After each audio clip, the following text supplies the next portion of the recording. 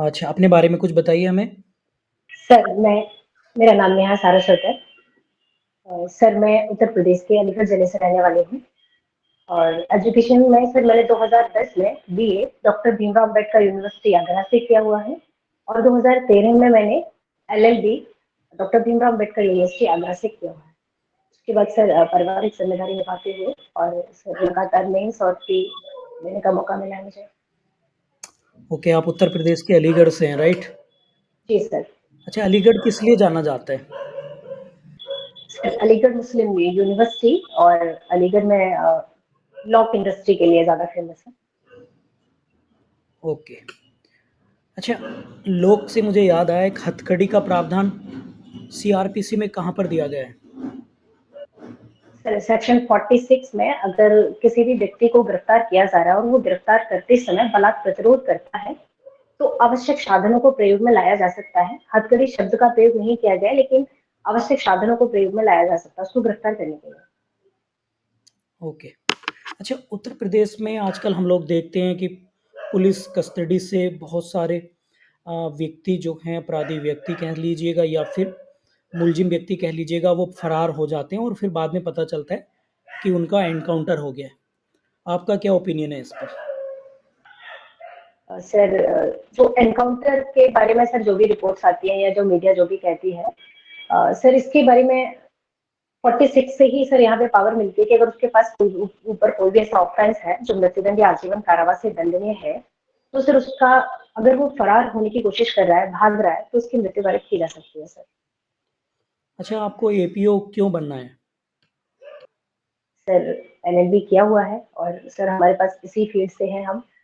तो सर एक स्थायित्व के लिए और सर नौकरी के लिए, रोजगार के लिए सर या तो न्यायिक सेवा में जा सकते हैं या एपीओ में जा सकते हैं।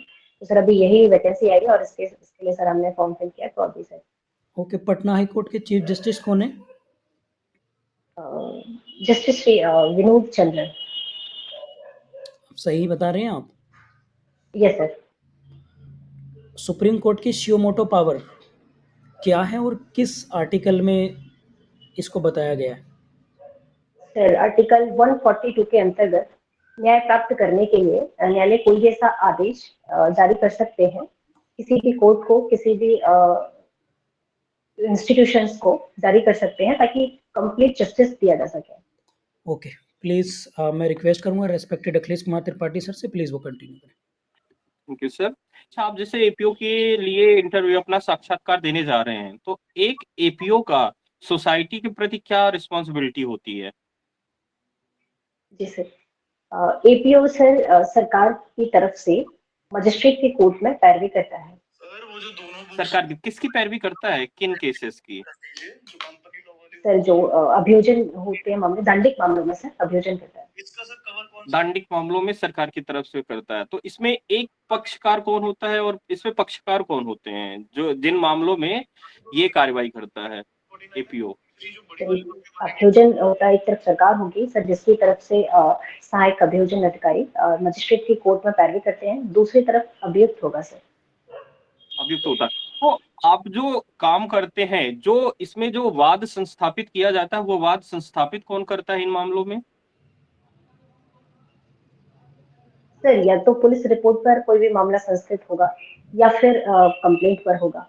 तो सर अगर एफआईआर की गई है तो जिस व्यक्ति, जो पीड़ित व्यक्ति है, वो अगर एफआईआर कराता है तो सर लोग एफआईआर कराई, इन्वेस्टिगेशन करने के बाद पुलिस रिपोर्ट होने के बाद सर या तो पुलिस रिपोर्ट होगी या फिर कंप्लेंट होगी। दोनों में ही मामलों में सर पीड़ित व्यक्ति ही कराता है। सुप्रीम कोर्ट का मोटो वाक्य क्या है? सुप्रीम कोर्ट का आदर्श वाक्य जो रखा गया है क्या है? ये तो धर्मस्थ तो जया। अच्छा, आप जैसे आपका साक्षात्कार पटना में होगा, आप अलीगढ़ में हैं, तो आप पटना से अलीगढ़ किस मार्ग से जाना ज्यादा पसंद करेंगे? Sir by road, train. By train? By plane क्यों नहीं? सर ट्रेन अफोर्डेबल है सर, ऐसा नहीं है। अच्छा, आपका जो साक्षात्कार होता है पटना आयोग में, पटना आयोग के उस भवन का क्या नाम है, आपको जानकारी है? लोक सेवा आयोग, बिहार लोक सेवा लोक आयोग। बिहार लोक सेवा आयोग। चलिए, थैंक यू नेहा जी। अब मैं रिक्वेस्ट करूंगा रिस्पेक्टेड झा सर से, sir kindly start. Thank you. शुक्रिया thank you sir. Sir. Good good evening Neha. Good evening sir. Neha ये बताइए कि एक मैरिज के लिए हिंदू मैरिज एक्ट के हिसाब से क्या क्या एसेंशियल कंडीशंस होनी चाहिए? सेक्शन 5 में हिंदू मैरिज एक्ट में दिया गया है कि वो पहले से विवाहित नहीं होना चाहिए, और अगर लड़की है तो 18 वर्ष की उम्र, लड़का है तो 21 वर्ष की उम्र पूरी होनी चाहिए, और सहमति से स्वतंत्र होनी चाहिए, बल या कपट के द्वारा नहीं होना चाहिए, दोनों पक्षकार सपिंड नहीं होने चाहिए, और प्रतिशत संबंधी नहीं होने चाहिए। आर यू श्योर आपने सारे एसेंशियल एलिमेंट्स का जिक्र कर दिया है? बस नाम लिख रहा है इसमें मेरा। Yes sir. बाकी सब ठीक है। नेहा ये बताइए अंतरिम जमानत से आप क्या समझती हैं और इसके प्रावधान आपको सीआरपीसी की किस धारा में देखने को मिलते हैं और ये किस किस कोर्ट में दाखिल किया जा सकता है? सर अंतरिम जमानत जो है सर, अग्रिम जमानत के लिए जब 438 में सीआरपीसी में हाई कोर्ट में या सेशन कोर्ट में याचिका दायर की जाती है, तो याचिका की सुनवाई से बीच में किसी भी अगर न्यायालय को लगता है कि उसको जमानत देने का आदेश दिया जा सकता है, तो सर जो आदेश दिया जाता है उसको सर अंतरिम जमानत का आदेश कहते हैं। अच्छा, क्या नेहा बताएंगे कि वो कौन सी परिस्थितियां होती हैं जहां पर चाहकर भी एक व्यक्ति इंटरिम बेल के लिए अप्लाई नहीं कर सकता है? सर सेक्सुअल ऑफेंस से संबंधित अगर कोई भी मामला है, या फिर SC/ST एक्ट में अगर सर आया है, या फिर किसी स्पेशल अगर और किसी एक्ट में है और उसमें प्रोहिबिट किया गया है, तो सर वहाँ पे बेल जो है एंटिसिपेटेड बेल नहीं मिलेगा। ओके, नेहा ये बताइए कि अगर आप किसी ऐसे संगठन को ज्वाइन करती हैं जो भारत सरकार के विरुद्ध युद्ध छेड़ने का प्रयास कर रहा है, या तो युद्ध छेड़ चुका है या तो छेड़ने वाला है, तो आपके द्वारा जो किया गया कार्य है वो भारतीय दंड संहिता की किस धारा के तहत ऑफेंस की कैटेगरी में फॉल होगा? सर 121 आईपीसी की धारा। ओके, अगर हम भारतीय साक्ष्य अधिनियम की बात करते हैं तो क्या आप हमें बताएंगी कि भारतीय साक्ष्य अधिनियम की प्रस्तावना में किन किन शब्दों का प्रयोग किया गया है? सर समेकन करना, और अधिनियमित करना, और संशोधित करना, 3 शब्दों का प्रयोग किया गया है। ओके, ये बताइए आर्म्स एक्ट के अंदर आर्म्स शब्द को जो परिभाषित किया गया है इसकी परिभाषा क्या कहती है? जी सर, इसकी परिभाषा में सर इस तरीके के कोई भी हथियार इसमें शामिल हैं जो आक्रमण करने के लिए या प्रतिरक्षा करने के लिए प्रयोग किए जा सकते हैं। इसके अंतर्गत धारदार हथियार आएंगे सर, और सर इसके अंतर्गत तीक्ष्ण धार वाले हथियार आएंगे, और कोई भी इस तरीके की मशीन, नुकीले पदार्थ इसके अंतर्गत शामिल है जो कि हथियार के रूप में प्रयोग किए जा सकते हैं। लेकिन इसके अंतर्गत कृषि के उपयोग में और घरेलू उपयोग में जो भी शामिल किए जा सकते हैं, जो कि घर में उपयोग आने वाले जो अस्त्र हैं, वो इसमें शामिल नहीं है। ठीक है Neha, thank you so much. अब मैं रेस्पेक्टेड सत्येंद्र सर से निवेदन करूंगा कि वो फर्दर आपको ज्वाइन करें। Thank you sir. नेहा ये बताइए मुझे कि अभी हाल ही में यूसीसी को लेकर काफ़ी चर्चा रही है, इसके बारे में मुझे बताइए और आपका क्या ओपिनियन है ये भी बताइए।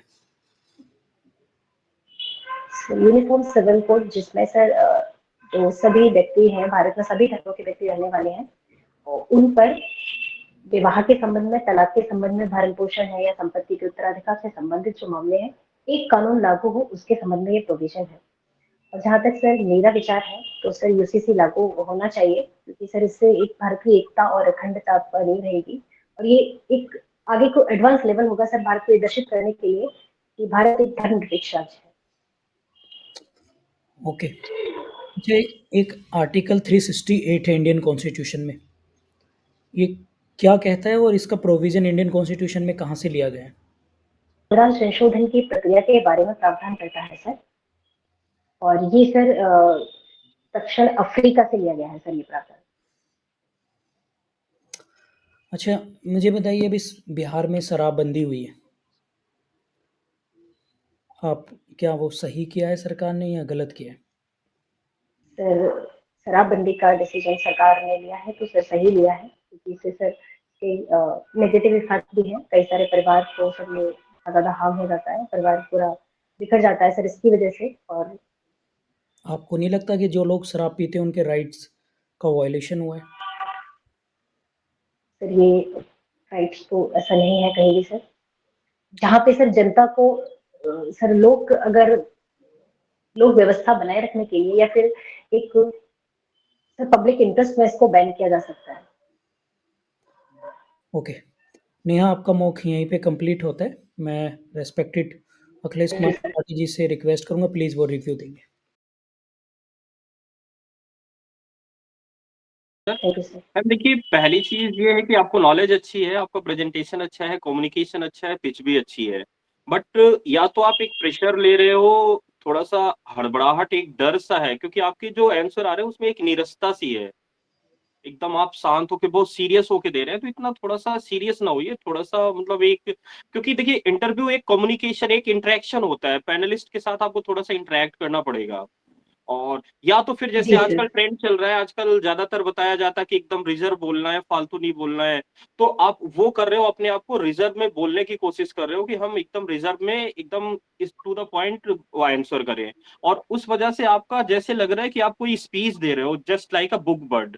सर। सत्य नेहा, मैंने जी आपकी sir. Body language, presentation, dress code, बोलने का पिच तरीका, उन सब से मैं पूरी तरीके से सैटिस्फाई हूँ और मुझे कोई इतनी बड़ी कोई कमी आपके अंदर लगी नहीं। केवल रिवीजन करिए और लीगल्स जो अपडेट है उन पर थोड़ा-सा आप जो है और काम कर लीजिए। बाकी मैं पूरी हद तक सैटिस्फाई हूँ आपके उससे।